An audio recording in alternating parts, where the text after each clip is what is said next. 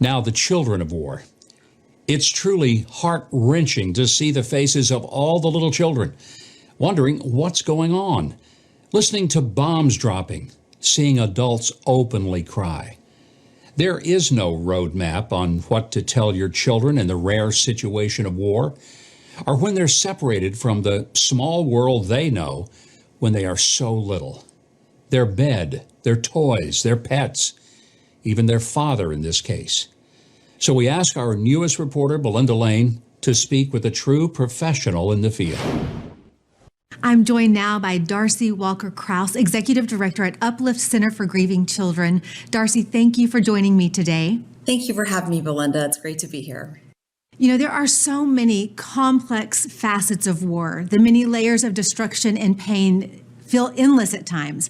And most of all, when we think about the innocent families and children that are adversely affected by war.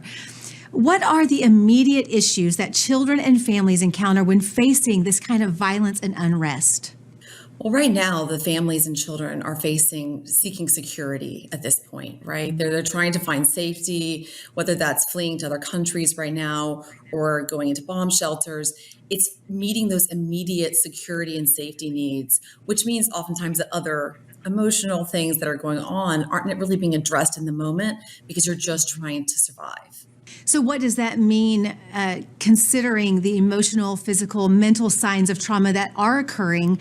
How do we know how to account? I mean, I'm thinking of these children and the emotional trauma they're feeling now and how that affects them in 5, 10, 25 years down the road.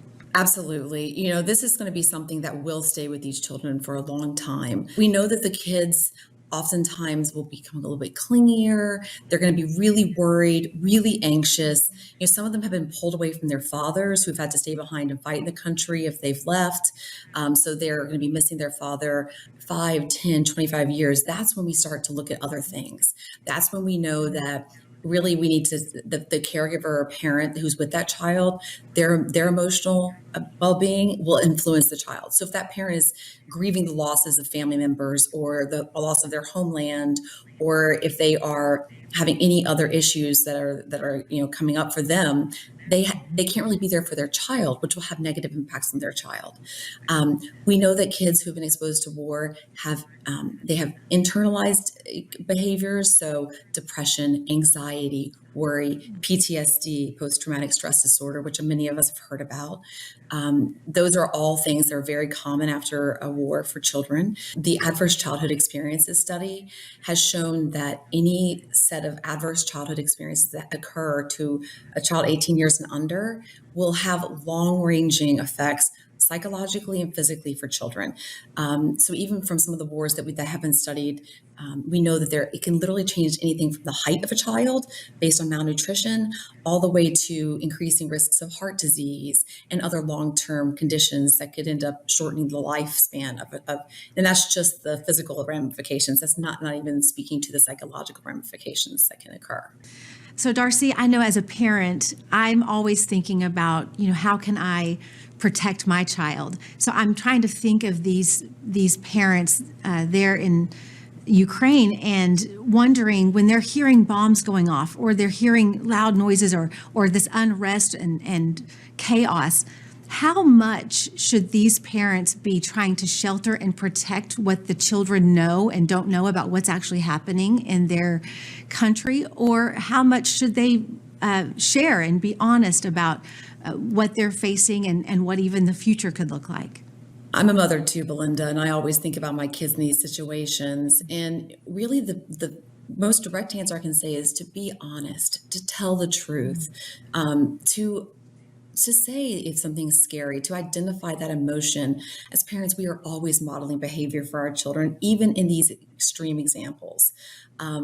Obviously, as a parent too, we have to provide comfort in those moments, but just to be honest, to explain what's happened, and to answer on, for the child's developmental level, to think about that, and how honest you are.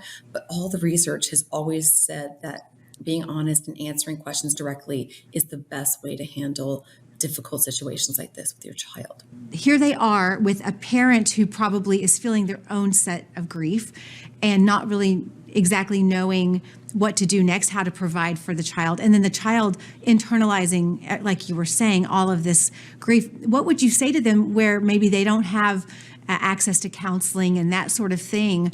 How could we pray that they could find what they need to become healed and whole and healthy in these situations? Honestly, the best way is really for the caregivers and parents to really be supported by whatever humanitarian efforts are actually in place right now, to make sure that they are being supported so that they have a support system to enable them to support their child.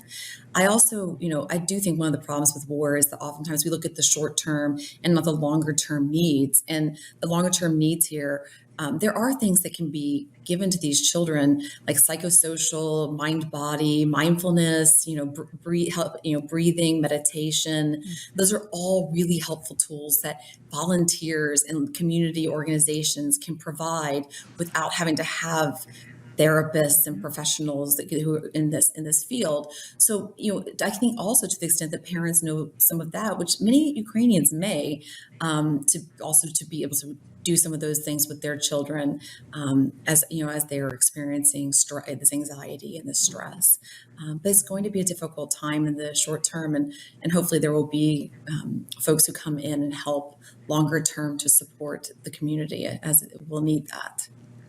So that's an interesting thought that I would love for you to expound on, about the importance in their areas. Do they grieve alone, or do you find that they do have a support system? Is there community within the grieving community? Because these individual families are not alone. Many have had to flee their area. And so do you find that they still have somewhat of community and that they can find support there? That's a really great question, Blynda, because I think it depends is probably the answer. I think having a community that's going through what you're going through probably is comforting in some way, in the sense that you're not alone in that situation. But we all grieve so differently. Even inside of a family, a mother and their daughter, their son, they could grieve totally differently. And so that's one of the things I think that can be complicated when you're grieving as a family or unit or as a community unit, because everyone's going to be having a different experience of that. That said, there will be probably cultural norms for the Ukrainian people that they can probably fall back upon, and that some may be helpful, some may be not helpful when you're grieving. I don't know that those norms personally, but I think that a lot of times cultural norms can help in building that resiliency after an experience like this. So then, in conclusion, the humanitarian side of war that would provide these children food and beds and love, do you find that actually really will have an effect on them coming out of this in a healthy way? I think it will. I think having that security and that safety and having the needs met is the first step. We know that safety is the first step in trauma treatment, feeling safe. And so for those families and the parents to feel safe and the kids to feel safe, I believe that can be the first step towards a road to recovery from this harrowing experience. I don't think any of us can really fully grasp what those children are going through, but I'm so grateful for your insight and your input with us today. Darcy, thank you for joining us. Absolutely. Thank you.